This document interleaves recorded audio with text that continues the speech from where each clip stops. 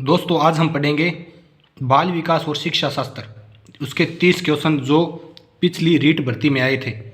और ये प्रश्न सभी जो भी आप टीचर के एग्ज़ाम की तैयारी कर रहे हो उसमें बहुत काम आने वाले हैं। तो वीडियो में नए हों तो चैनल ज्वाइन ज़रूर कीजिएगा। तो पहला क्वेश्चन, पियाजे द्वारा दिए गए संज्ञानात्मक विकास के सिद्धांत में निम्नलिखित में से कौन सा प्रमुख काल नहीं है? तो इसमें चक्रीय नहीं है। पियाजे ने स्वेदी दिया था, पूर्व संक्रियात्मक दिया था, औपचारिक दिया था, चक्रीय नहीं दिया था। फिर दूसरा क्वेश्चन, जब कोई व्यक्ति सूचनाओं को संशोधित कर रहा होता है तो मस्तिष्क में चलने वाली मानसिक गतिविधि क्या कहलाती है? तो वो कहलाती है विचारण। निम्नलिखित में से कौन सा संज्ञानात्मक कार्य पद्धति के स्वस्थ स्तर को बनाए रखने में मदद करने के लिए उपयुक्त नहीं है? क्रीड़ा में भाग लेना, क्रॉसवर्ड पहेली का काम करना, आसीन जीवन। ये आसीन जीवन नहीं होगा इसमें, बाकी होंगे। क्वेश्चन नंबर 4, जीवन अस्तित्व के संघर्ष में उत्तरजीविता की एक सतत श्रृंखला प्रस्तुत करता है, किसने कहा था? ये कथन है दोस्तों डार्विन का। शिक्षा के 3 प्रमुख आधार होते हैं, वो होते हैं शिक्षक, छात्र और पाठ्यक्रम। फिर क्वेश्चन नंबर 6, डिस्लेक्सिया क्या होता है? जो हमें पढ़ने में कठिनाई आती है ना, उससे कहा जाता है डिस्लेक्सिया। फिर आपको सूत्र बताना है बुद्धि लब्धि का। बुद्धि लब्धि का सूत्र होता है MA/CA गुणा 100। MA/CA गुणा 100। फिर आत्म सातकरण का क्या अर्थ होता है? वर्तमान स्कीमा का उपयोग बाह्य जगत के विश्लेषण के लिए इसका उपयोग होता है आत्म सातकरण। अगर दोस्तों आप चैनल पे नए हो तो चैनल ज्वाइन ज़रूर कीजिएगा। हम पुराने सभी पेपर रीड के करेंगे इस वीडियो में।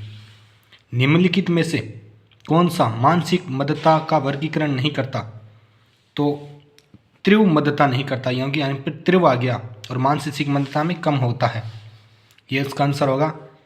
और आगे वाला क्वेश्चन, व्यक्ति को चित्रों की एक श्रृंखला दिखाई जाती है और उसे एक कहानी बनाने के लिए कहा जाता है, यह कथानक संप्रत्य परीक्षण में प्रस्तुत किया जाता है। फिर उसके बाद में क्वेश्चन नंबर 11, निम्नलिखित में से कौन सी व्यक्तित्व का आंकलन करने के लिए एक व्यक्तिगत विधि नहीं है?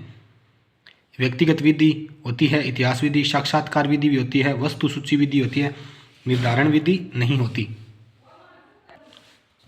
फिर आगे वाला, हार्वर्ड गार्डनर ने ये दिया था बहुबुद्धि का सिद्धांत, बहुत ही प्रसिद्ध क्वेश्चन हर एग्जाम में आता है। फिर RT अधिनियम 2009 के अनुसार निम्नलिखित में से किस प्रमाण के पत्र के बिना कोई विद्यालय स्थापित नहीं होगा? तो आप देखते हो मान्यता प्रमाण पत्र, अगर स्कूल की मान्यता मिलेगी आपको तभी आप स्कूल खोल सकते हो। अनुभव द्वारा उत्पन्न व्यवहार या व्यवहार क्षमता में किसी भी अपेक्षाकृत स्थायी परिवर्तन को क्या कहते हैं? जो परिवर्तन हमारे स्थायी होते हैं उसे कहते हैं अधिगम, जो हमने सीख लिया और सीखा गया स्थान स्थायी होता है। निम्नलिखित में से सीखने की प्रक्रिया में शामिल है? तो ये सभी शारीरिक, पर्यावरणीय, मनोवैज्ञानिक और उपरोक्त सभी शामिल होते हैं। वो निकटतम वातावरण जिसमें व्यक्ति रहता है उसे क्या कहते हैं? उसे सूक्ष्म प्रणाली कहते हैं। फिर RT अधिनियम 2009 में शिक्षकों को प्रति सप्ताह कितने घंटे काम करने का निर्देशन देता है? तो ये घंटे हैं दोस्तों 45। इसे या अच्छे से याद कर लें, ये हर एग्जाम में क्वेश्चन आता है। निम्नलिखित में से कौन व्यक्तित्व का जैविक निर्धारक नहीं है? तो ये नहीं है स्थितिजन्य संरचना, तंत्रीय संरचना, वाहिनी ग्रंथियां, दैहिक संरचना, ये सभी होते हैं। निम्नलिखित में से कौन सा आनुवंशिक का सामान्य नियम नहीं है? तो ये नियम नहीं है प्रकृति, रूपांतरण, प्रतिगमन जैसे पैदा होता है, ये सभी होते हैं। फिर RT का क्वेश्चन है 2009 के अनुसार प्रारंभिक शिक्षा का अर्थ क्या होता है? तो पहली कक्षा से 8वीं कक्षा तक की शिक्षा, यानी 1 से 8वीं तक की जो भी आप पढ़ाई करते हो उसे हम प्रारंभिक शिक्षा कहते हैं।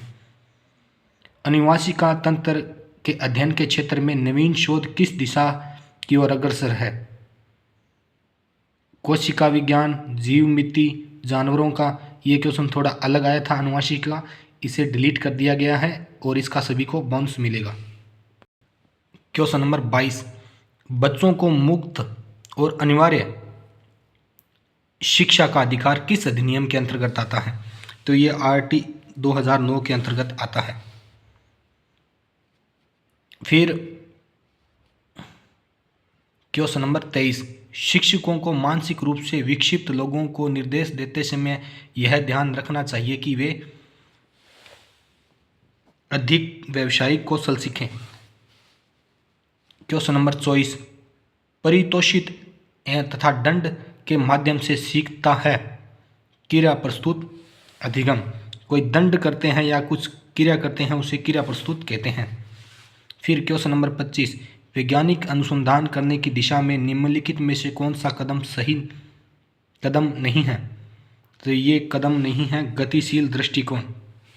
एक समस्या की अवधारणा, आधार सामग्री एकत्रित करना, संशोधन, ये सभी होते हैं और गतिशील नहीं होता। फिर परीक्षण की विश्वसनीयता को संदर्भ दो विभिन्न अवसरों पर ही एक परीक्षण में किसी व्यक्ति द्वारा प्राप्त लंबदकों की संगति है, ये इसका होगा विश्वसनीयता। इन क्वेश्चनों को दोस्तों आपको अच्छे से रटा लगा लेना है, क्योंकि पुराने जो एग्ज़ाम होते हैं ना उनका क्वेश्चन हर बार रिपीट होता है।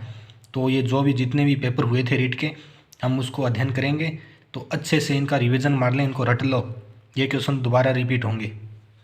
फिर सीता एक डे केयर सेंटर में काम करती है, वेतन कम है और काम के घंटे लंबे हैं, लेकिन वह बच्चों के आसपास रहना पसंद करती है और वेतन उच्च वाली नौकरी की तलाश करने के लिए कोई अच्छा नहीं रखती है। सीता की प्रेरणा किस पर लगती है? ये लगती है आंतरिक। फिर क्वेश्चन नंबर 28, प्रतिभाशाली की पहचान से हमें प्राथमिकता देनी चाहिए, वस्तुनिष्ठ परीक्षा का परिणाम। फिर क्वेश्चन नंबर 29, फ्रायड के अनुसार व्यक्तित्व के प्राथमिक संरचना तत्व है। फ्रायड ने ये 3 दिए थे, इदम, अहम और प्रहम, ईड, ईगो, और वो आप जो भी आपने पढ़ा है वही इसका होगा, ये फ्रायड ने दिए थे, ईड, ईगो और सुपर ईगो। फिर क्वेश्चन नंबर लास्ट, स्थिर अवस्था बनाए रखने के लिए शरीर की प्रकृति को कहा जाता है, तो उसको कहा जाता है समस्थिति। ये थी दोस्तों 30 क्वेश्चन जो साइको के थे, रीट भर्ती के हमने जो पढ़े हैं। ऐसे ही वीडियो हम आपके लिए लेके आते रहेंगे। चैनल पे नए हो तो चैनल ज्वाइन ज़रूर करना। मिलते हैं नेक्स्ट वीडियो में।